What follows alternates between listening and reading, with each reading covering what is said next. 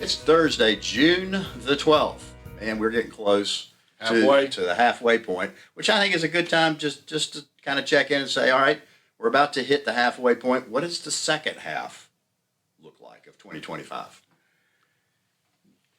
I wish I could tell you.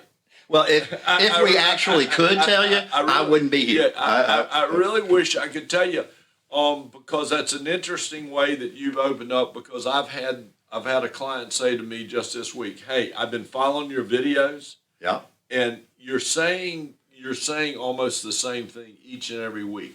You got two roads. I know the road to the right. I know the road to the left. I know where we are, but we still are in this unknown area. So, what new can you tell me?" So when your question is what the second half is, I don't think we know quite yet where the second half is. I would say this: the if this happens and if that happens, right.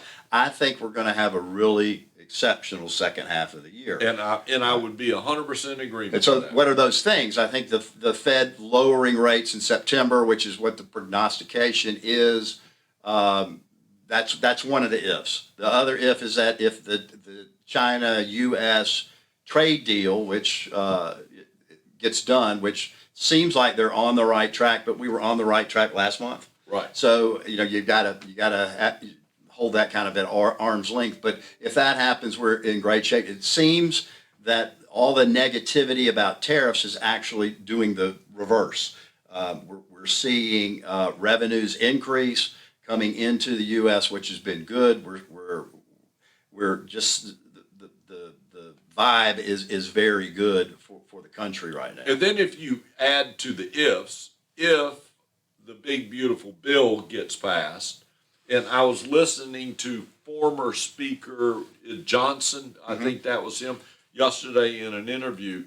And, well, he's still the speaker, not former. Okay, speaker. Then the former speaker before him was speaking, and he was saying that from his perspective, he really feels like that the bill will be passed in some form because neither side wants to really say to the American people, we're the side that gave you higher taxes. Yeah.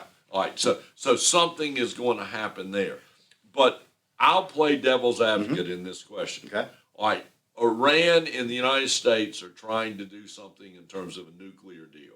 If they can't get done and Israel then gets kind of whacked out and they do something towards Iran and we get drawn into the Middle East, there could be a black swan event that could change. Absolutely. And then you turn on the television and you see L.A. on fire. Right. And you see. And that could change it. That could change. It would change the optimism that markets are generating right now. So I'll go back to your question. I'm in agreement that I do believe that the road to the right is the road we're going to end up on. And by the end of the year, the market is going to be higher than where it is right now.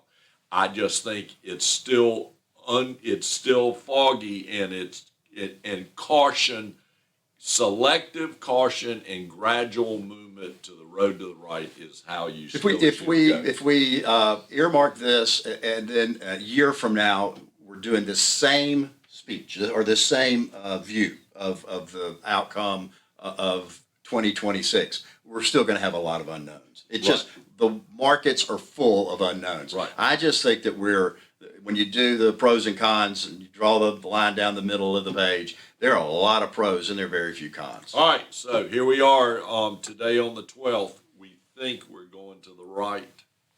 We believe that's where we're going. That's the road to the right. We'll keep you informed each and every week. Call us if you have any questions. Call us if you have anything you'd like to talk about. We're here. We're going to be here. We're always here. We do this each and every week because it is your money. And your money matters. We'll talk to you next week. See you next week.